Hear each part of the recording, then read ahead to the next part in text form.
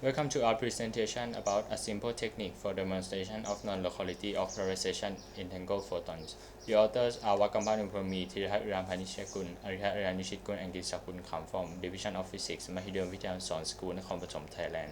We would like to begin with an introduction. In quantum mechanics, the measurement of polarization state of entangled photons are not local. This is because the measurement of one particle instantly collapses the state of the other, even if they are very far from each other. In 1964, John Bell used hidden variable theory and these two equations to construct Bell inequality. The value E is called polarization correlation, and S doesn't have a clear physical meaning, but the value can be proved to be always less than or equal to 2 for systems that are local. So the system is said to be non-local if absolute S is more than 2.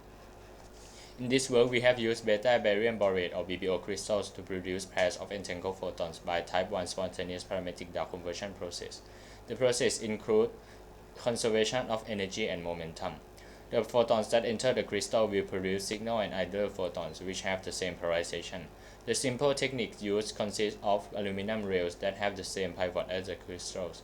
The photons were collected at the end of the rails to measure single and coincident count to calculate the Bell inequality. The overview of our experimental setup.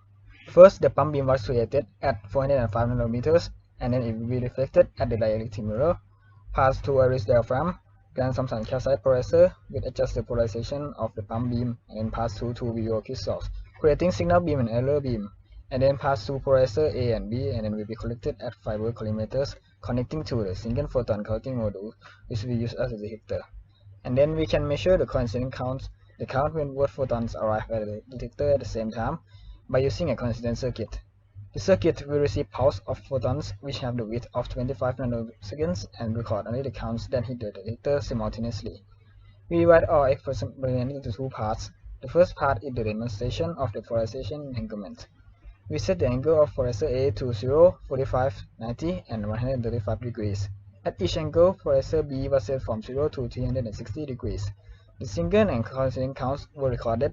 For part 2, we find the violation of Bell inequality by setting the angles of the polarizers to these angles, measure the coincident counts, and calculate the value of P, E, and S.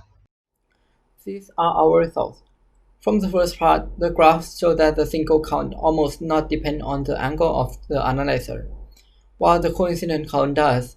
This implies entanglement between photons produced. From the second part, we calculate the value as via Bell's theorem. The values turn out to be 2.36, higher than 2 predicted by the locality principle. The entangled photons therefore violate the principle. From our research, we have set the equipment to produce entangled photons using simple techniques, measure the coincident count, and calculate the value E and S to demonstrate the quantum non-locality of polarization-entangled photons.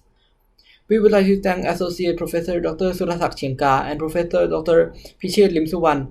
We also thank the Department of Physics, Kasetsart University for supporting the facility used in this work.